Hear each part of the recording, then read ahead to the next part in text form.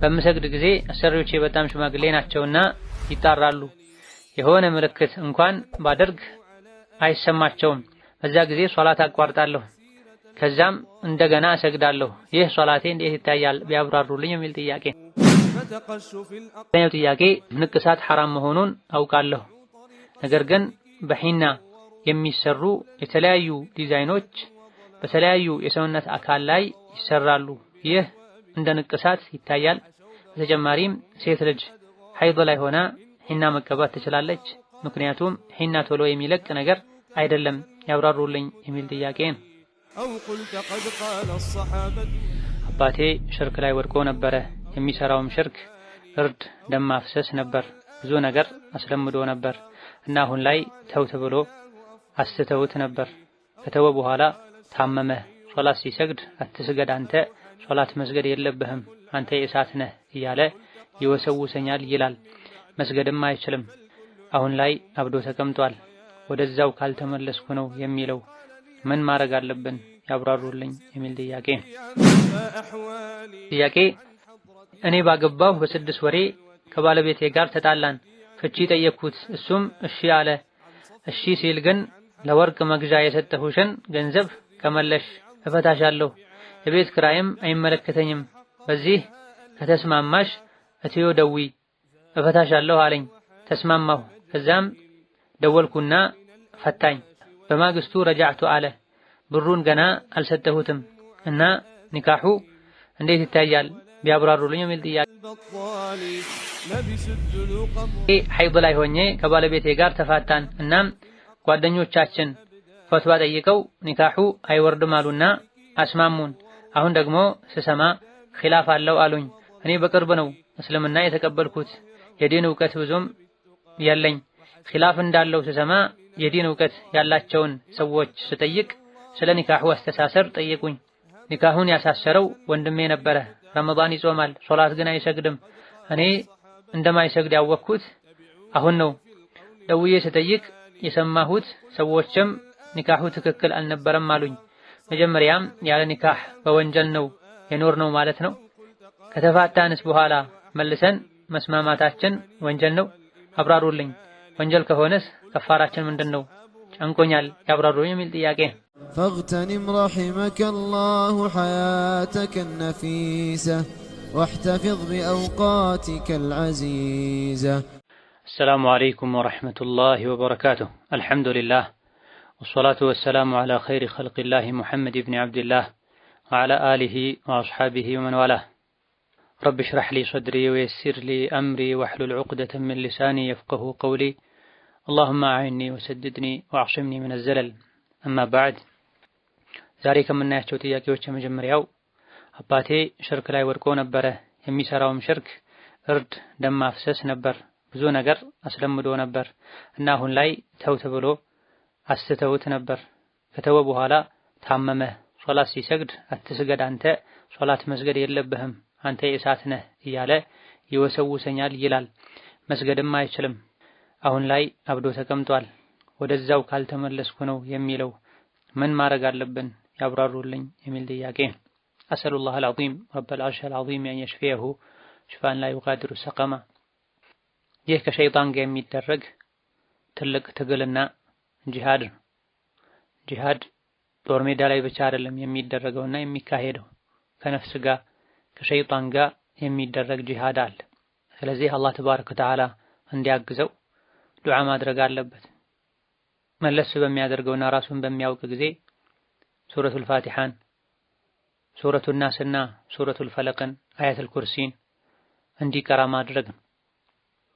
ቤተሰቦቹም ወዳጅና ዘመዶቹም ሩቃ እንዲያደርጉለት መምከርና ሁኔታውን ማመቻቸት፣ ራሱም አላህ ተባረከ ወተዓላ እንዲያነሳለት ተጨንቆ ዱዓ ማድረግ፣ ቤተሰቦቹም ዱዓ ሊያደርጉለት ይገባል እንጂ ታመመ፣ ተሰቃየ፣ አልያ ደግሞ ሸይጣን ወሰወሰው አንተ የእሳት ነህ አለው ተብሎ ድሮ ወደ ነበረበት የሽርክ ተግባር በጭራሽ መመለስ የለበትም።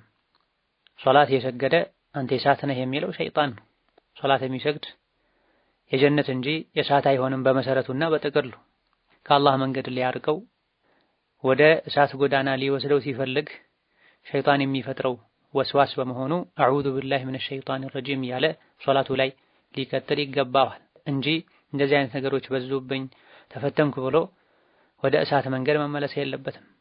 ሽርክን ወንጀልን በመተው የሚደርስበት ፈተና ጊዜያዊ ፈተና ነው የሚሆነው። ከትንሽ ጊዜ በኋላ ፈተናውን ያልፋል በአላህ ፈቃድ። አሊፍ ላም ሚም አሐሲበ الناس أن يتركوا أن يقولوا آمنا وهم لا يفتنون ብሏል አላህ። ሰው ልጆች አምነናል ስላሉ ብቻ ማይፈተኑ ይመስላቸዋል እንዴ? ከነሱ በፊት የነበሩ ሰዎችንም ፈተነናል፣ እውነተኛ አማኞችና እውነተኛ ያልሆኑትን በተግባር እንለይ ዘንድ ብሏል አላህ ተባረከ ወተዓላ። ስለዚህ በአላህ በማመኑ አኺራን በመምረጡ ተፈትኗል፣ መሰበር ነው ያለበት።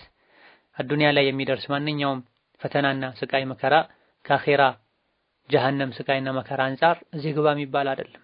ቁል ናሩ ጀሃነመ አሸዱ ሐራ ብሏል አላህ። ወከዛሊክ ወለዐዛቡል አኺረቲ አሸዱ ወአብቃ ብሏል። የአኺራ ዐዛብና ቅጣት ከአዱንያው የበለጠ ጠንካራ ነው ቋሚም ነው ብሏል። ስለዚህ ሰብር እንዲያደርግ ይመከር፣ ሩቃ ዱዓ ይደረግለት። ሌላኛው ጥያቄ ወስዋስ በጣም ይወሰውሰኛል እና አንድ ቀን ከፈርኩ አልኩኝ እና ለዚህ ሸሃዳ መውሰድ አለብኝ የሚል ጥያቄ ነው። ወስዋስ ትልቅ የሆነ በሽታ ነው። ትክክለኛ ወስዋስ ያለበት ሰው በሚናገረውና በሚያደርገው ነገር አይጠየቅም፣ ፈልጎ አምኖ እስካላደረገው ድረስ። የወስዋስ ችግር ያለበት ሰው አዑዙ ቢላሂ ሚነ ሸይጣን ረጂም ሊል ከማሰብ ከመከታተል ሊታቀብ፣ የሰውን ልጅ አላህ ተባረከ ወተዓላ ፈልጎና ወዶ ባላደረገው ነገር ወይም ከአቅሙ በላይ በሆነ ነገር እንደማይቀጣው በማወቅ ራስን በማረጋጋት ይህን ችግር ማቅለል ማከም ይቻላል። ዛሬ አው ሸሃዳ ያዝ ቢባል እንዲህ አይነት ሰው ነገም ሸይጣን መጥቶ ድጋሚ ከፍረሃል ይለዋልና አልከፈርኩም እኔ ኢማኔ ላይ አቋሜ ላይ ነው ያለሁት የሚል የሚያሳፍር መልስ መስጠትና አቋም ላይ እምነት ላይ መቀጠል ነው። ሌላኛው ጥያቄ እንቅልፍ ላልተኛ ምግብ ላልበላ ብዬ ወላሂ ወቢላሂ ብዬ በቁርአንም እያለሁ ከፋራው ምንድነው ያብራሩልኝ የሚል ጥያቄ ነው። አላህ ተባረከ ወተዓላ በተከበረው ቃሉ ወህፈዙ አይማነኩም ብሏል። መሐላችሁን ጠብቁ ብሏል። መሐላ አታብዙ፣ በሆነ ባልሆነው አትማሉ ማለት ነው። የሰው ልጅ ሳይበላ ሳይተኛ መኖር አይችልም። መሆን የሌለበት ነገር ነው የተባለው። ኢማሙ ሙስሊም ሌሎችም እንደዘገቡት አንድ ሰው ነብይ ዘንድ አምሽቶ ወደ ቤቱ ሲመለስ ህፃናት ተኝተው አግኝተዋል። ምግብ ሲቀርብለት ወላሂ አልበላም ብላ፣ ከዛ መብላት አስፈልጎት ወይም መብላት እንዳለበት አምኖ በላና በመቀጠልም ወደ ነብዩ አለይሂ ሰላቱ ወሰላም በመሄድ የሆነውን ነገር ሲነግራቸው አንድ ነገር ላለማድረግ የማለ ከዛም ማድረጉ በላጭ ሆኖ ያገኘ አላደርግም ያለውን ነገር ያድርግ፣ ከዛም ከፋራውን ያውጣ ብለዋል። ስለዚህ ማንኛውም ማድረጉ ተገቢ ያልሆነን ነገር አደርጋለሁ ያለ ወይም መደረጉ ተገቢ የሆነን ነገር አላደርግም ያለ ወይም ይሄን ነገር በማድረግ ወይም ባለማድረጉ የሚጎዳ ከሆነ ወይም ሸሪዓ ማይደግፈው ማይፈቅደው ከሆነ ከፋራ አውጥቶ አላደርግም ያለውን ነገር ማድረግ ይችላል። ከፋራው 10 ምስኪን ማብላት ወይም ማልበስ ነው። ይሄን ካልቻሉ 3 ቀን ይጾማል። ሌላም ጥያቄ ቤተሰቦቻችን አንዳንድ ሽርክና ቢድዓ ላይ የወደቁ ናቸው። እነሱ ምንም አያውቁም። የሚሰሩት ወደ አላህ የሚያቃርባቸው ይመስላቸዋል፣ ግን ቀስ በቀስ እየተረዱ ነው። ሙሉ በሙሉ ባይተውትም እና እነሱ ያሰሩት ኒካህ አይሆንም ይላሉ። አንዳንድ ኡስታዞች ሶላት ይሰግዳሉ። ይህ እንዴት ይታያል የሚል ጥያቄ ነው። እነሱ ዘንድ ያለው ሽርክ ትልቁ ሽርክ ከሆነና የሚያከፍር ከሆነ ቢድዓቸውም እንደዚሁ ከእስላም የሚያወጣ የኩፍር አይነት የሆነ ቢድዓ ከሆነ እነሱን መንገርና መምከሩ ግዴታ ይሆናል። በትክክል በአግባቡ ተነግሯቸው ተመክረው እምቢ ካሉ እነሱ ኒካህ ማሰር አይችሉም። ያሰሩትም ኒካህ ትክክል አይሆንም። ነገር ግን ዳዕዋ፣ የተውሂድ ጥሪ፣ የሽርክ ምንነት ሳይደርሳቸውና ሳይነገራቸው በፊት ያሰሩት ኒካህ ከሆነ በመሰረቱ ሙስሊሞች ከሆኑ የሚችሉትን ያክል እስላምን ከተቀበሉና ከተገበሩ በዛ ጊዜ ያሰሩት ኒካህ ትክክል ነው። ለራሳቸው ያሰሩት ኒካህ ትክክል ነው እንደሚባለው ሁሉ በእንደዚህ አይነት ሁኔታ ላይ ሆነው ለልጆቻቸው ያሰሩት ኒካህም ትክክል ይሆናል። የሚችሉትና ያቅማቸውን አድርገዋል። ሽርክ መሆኑን ካወቁ በኋላ ኩፍር መሆኑን ካወቁ በኋላ አይበለው ኩፍር ላይ የቀጠሉ ከሆነ ነው ያሰሩት ኒካህ ትክክል አይደለም የሚባለው። በመሰረቱ እስላምን፣ ቁርአንን፣ ነቢይን ከመውደድ ከማክበራቸው ጋር የቻሉትን ያክል ዲንን ከመከተላቸው ጋር ባለማወቅ ሽርክ ላይ ቢድዓ ላይ የተዘፈቁ ሰዎች ኒካሃቸው ሁሉ ውድቅ ነው አይባልም። ለልጆቻቸው ኒካህ ሊያስሩ ይችላል። በዚህ ሁኔታ ላይ ሆነው ማስረጃ ሳይደርሳቸው በፊት ትክክለኛ ዲን ላይ ነን ብለው ያሰሩት ኒካህ ሁሉ ውድቅ ይሆናል ከተባለ የራሳቸውና የወላጆቻቸውም ኒካህ ውድቅ ይሆናል ማለትን ያስከትላል። ይሄ ደግሞ አይባልም። ሙሽሪኮችና ካፊሮች እንኳ ድሮ በነበራቸው ጋብቻ እንዲቀጥሉ ነው ነብይ ያደረጉት። ባልና ሚስት አብረው ሲሰልሙ ኒካቸውን አፍርሳችሁት እንደገና ኒካህ ይሰሩ አልተባለም። ከዛ በኋላም የፊቅህ ሊቃውንት ተመሳሳይ የሆኑ ጉዳዮች ላይ ይህንኑ ነው የሚሉት። ባልና ሚስት አብረው ቢሰልሙ ኒካህ አድሱ አይባልም። ወይም ባል ቀድሞ ቢሰልምና ሚስት ተከትለው የዒዳ ጊዜ ሳያልቅ ብሰልም አላ ተፍሲልን ፊ አልመስአላ ኒካህ አድሱ አይባልም። እነማ ያለበት ጎዳና ትክክል አለመሆኑን ከእስላም የሚያወጣ ስራ ላይ መሆኑን አውቀው ተነግሮት እምቢ ብሎ በዛ የቀጠለ ሰው ነው ኒካህ ቢያስር ትክክል አይሆንም የሚባለው። ሌላኛው ጥያቄ ህፃን ልጅ ሲሞት የአላህ ረሕመት አይጠየቅለትም፣ ወንጀል አልሰራም፣ እሱ የጀነት ነው ይባላል። የካፍር ልጅም ቢሆን ይህ ይመለከተዋል የሚል ጥያቄ። ህፃን ልጅ ሲሞት የአላህ ረሕመት ቢጠየቅለት ችግር የለውም። የአላህ ረሕመት ለሁሉም ያስፈልጋል። ነገር ግን መግፊራ አይጠየቅለትም የተባለበት ሁኔታ አለ። ረሕመትና መግፊራ ይለያያል በተወሰነ መልኩ። ረሕመት ማለት አጠቃላይ እዝነት ማለት ነው። መግፊራ ከሆነ ደግሞ ምህረት ማለት ነው፣ ያጠፋውን ይቅር ማለት ማለት ነው። ህፃን አላህ ተባረከ ወተዓላ እንዲመረው ተብሎ ዱዓ አይደረግም።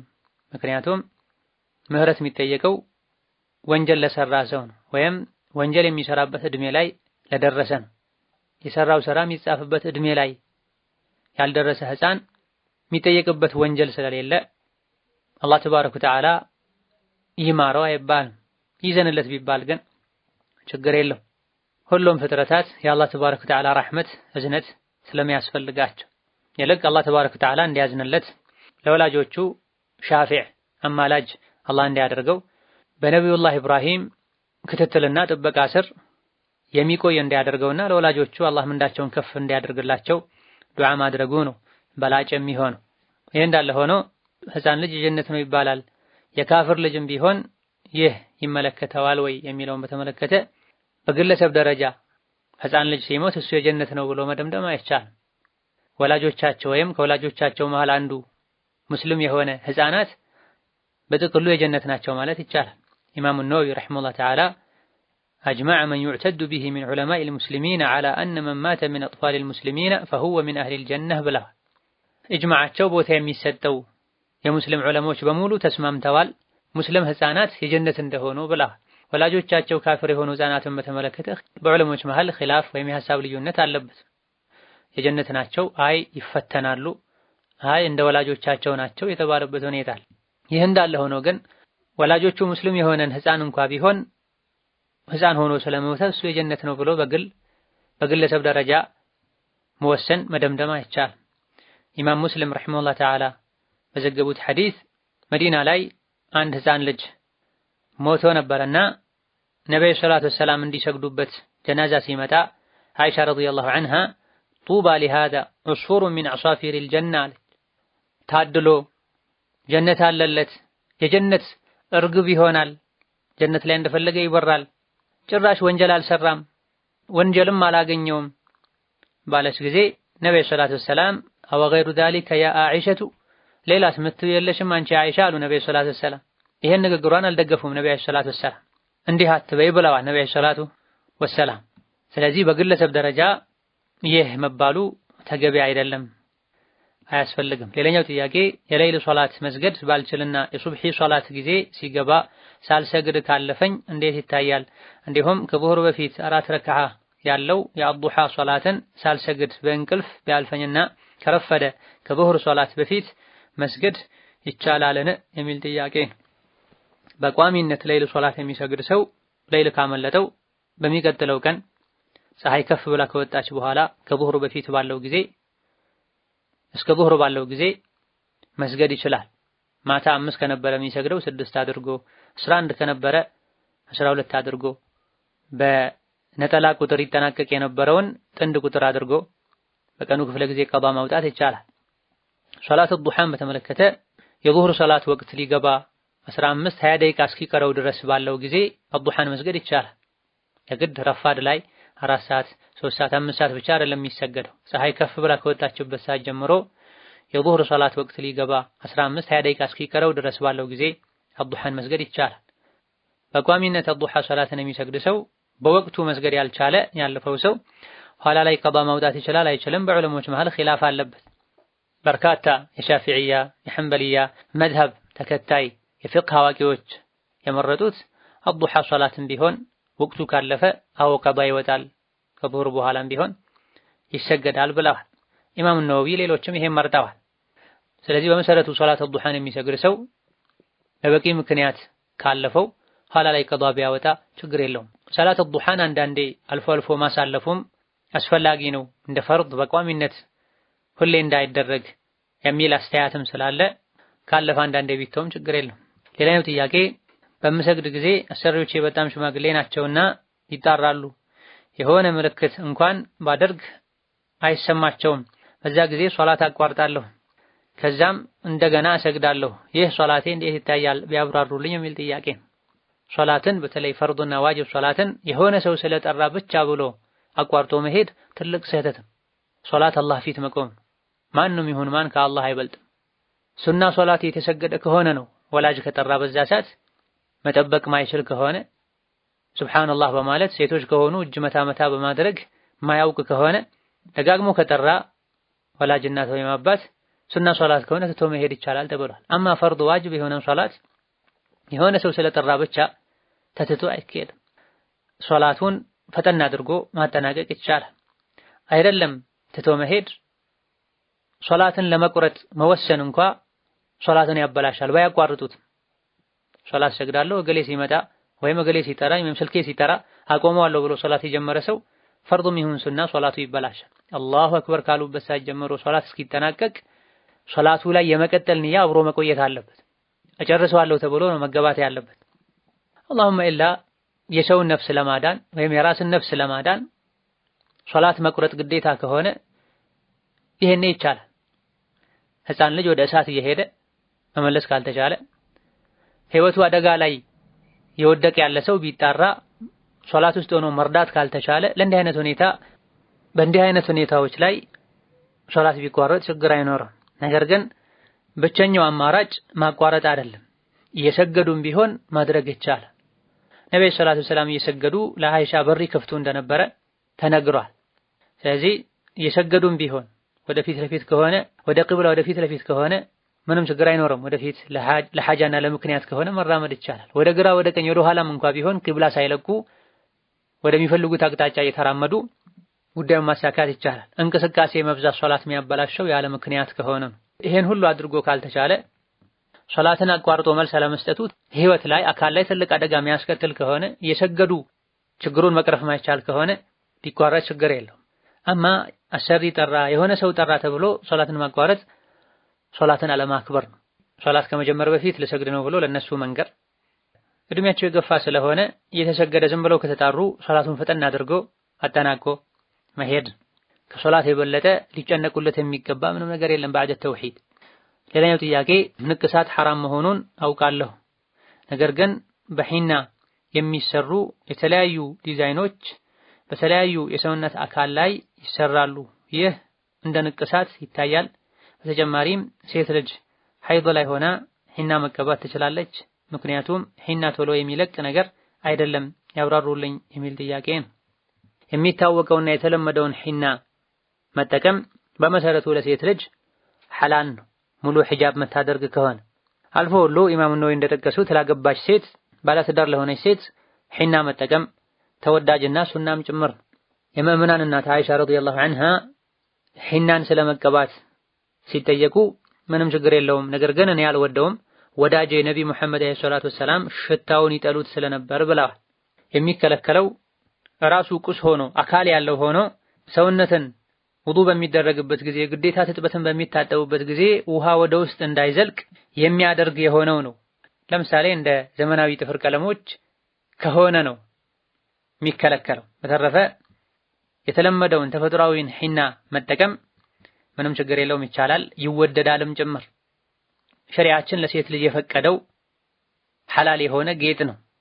ኢማም አሕመድ ረሂመሁላህ ተዓላ ሙስነዳቸው ላይ በዘገቡት ሐዲስ ከሱሐቦች መሃል አንዲትን ሴት ነብዩ ሰለላሁ ዐለይሂ ወሰለም ሒና ተቀቢ፣ አንዳቸው እጇ የወንድ እጅ እስኪመስል ድረስ ሒና መቀባትን መተው የለባትም ብላ ነብዩ ሰለላሁ ዐለይሂ ወሰለም ይሄን ያሏት ሴት ከዛ ጊዜ ጀምሮ እስከ ሞተችበት ጊዜ ድረስ ሒና መቀባትን ትታ አታውቅም ተብሏል።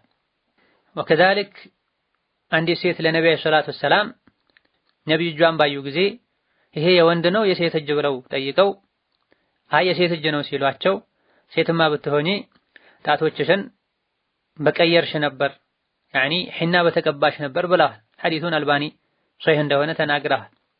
ነገር ግን ሒና ጌጥ በመሆኑ ሒና ተቀብታ ሒና የቀባቸውን የሰውነት አካሏን ገልጣ አጅነቢ ያየው በጭራሽ ልትሄድ አይገባት። አላህ ተባረከ ወተዓላ ወላ ዩብዲነ ዚነተሁነ ኢላ ሊቡዑለቲሂን አው አባኢሂን ኢላ አኺሪል አያ ብላ ሴቶች ጌጣቸውን ውበታቸውን ለባላቸው፣ ለአባታቸው፣ ለባላቸው አባቶች፣ ለልጃቸው፣ ለወንድሞቻቸው ኢላ አኺሪሂ ላሉ እንጂ እንዳያሳዩ ብላ። ስለዚህ እጇን እግሯን ሒና የተቀባች ሴት ይሄን መሸፈኑ ዋጅብና ግዴታ ይሆንባታል። በመሰረቱ እንኳ ፊትን መሸፈን ግዴታ አይደለም የሚል አቋም ያላቸው ፉቃሃዎች ተጨማሪ ጌጥ ካደረገች ሴት ልጅ መሸፈኑ ዋጅብና ግዴታ እንደሚሆንባት ተናግረዋል። ሒናን ሙሉ በሙሉ ወጥ በሆነ መልኩ መቀባትም ይቻላል።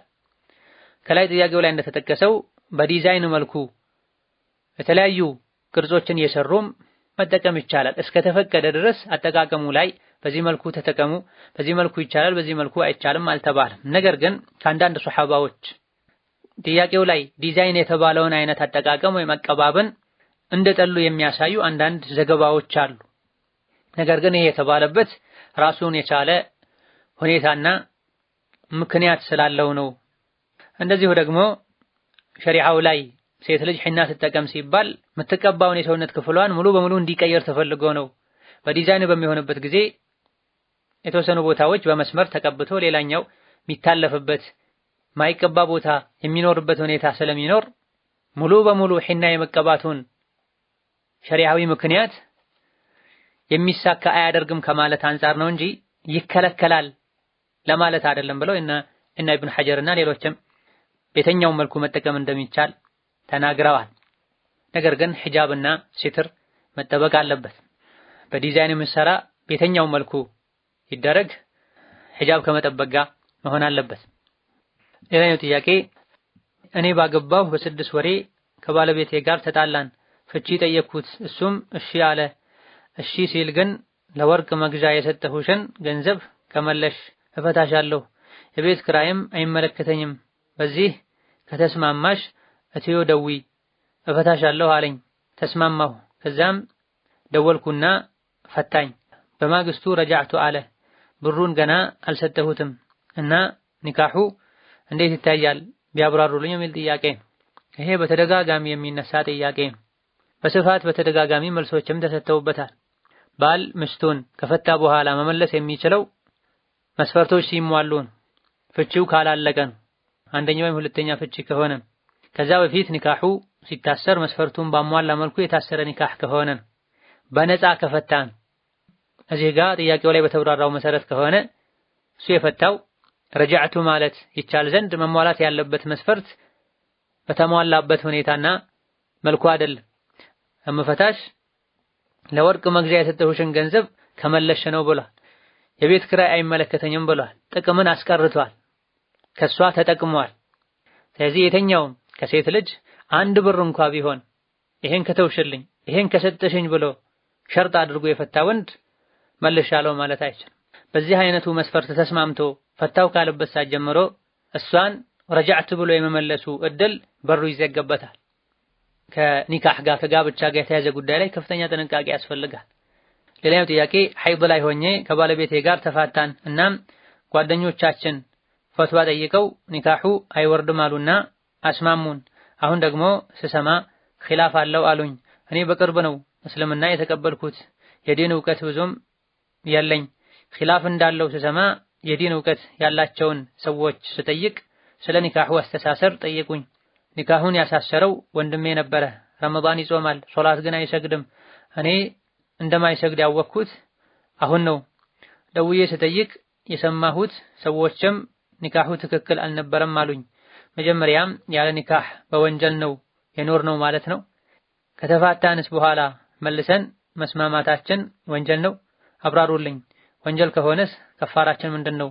ጨንቆኛል ያብራሩልኝ የሚል ጥያቄ። የሰው ልጆች ሆን ብለውና እያወቁ ባላጠፉት ነገር ወንጀለኛ የሆኑ በተለይ አዲስ ሰለምቴ የሆነ ሰው ሐይድ ላይ ያለችን ሴት መፍታት ትክክል አይደለም፣ ስህተት ነው። ነገር ግን ሐይድ ላይ ሆና ቢፈታ አንድ ወንድ ፍቺው ይጸድቃል። ሶሒህ በሆነ ሐዲስ ቡኻሪና ሌሎችም እንደዘገቡት አብዱላህ ኢብኑ ዑመር ባለቤታቸውን ሐይድ ላይ ሆና ፈተው ነበር። ነብዩ ሰለላሁ ዐለይሂ ወሰለም መልሳት ከዛም ስትጠራ ከፈለክ ፍታት ከፈለክ አኑራት ብለዋል። መልሳት የሚለው ሐይድ ላይ ሆና የፈቷት ፍቺ እንደሚጸድቅ የሚያሳይ ራጂዕሃ ማለት ረጃዕቱ በልመልስ ማለት ነው። ስለዚህ ራጂሑና የተመረጠው በርካታ ዑለሞች የመረጡት አቋም ሐይድ ላይ ያለች ሴት ብትፈታ በዛ ሰዓት መፍታቱ ስህተት ነው፣ ፍቺው ግን ይጸድቃል። የሚያስታርቁ ሰዎችም ወደ እርቅ ከመሄዳቸው በፊት ከሸሪዓ አንፃር ያለውን ነገር በትክክል ማጣራት ማረጋገጥ መቻል አለባቸው።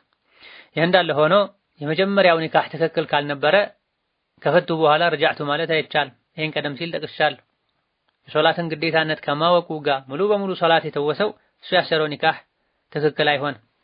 አሁን ላይ ተስማምታችሁ በትዳር አብራችሁ መቀጠል ከፈለጋችሁ ኒካሁን እንደ አዲስ ማሰር አለባችሁ።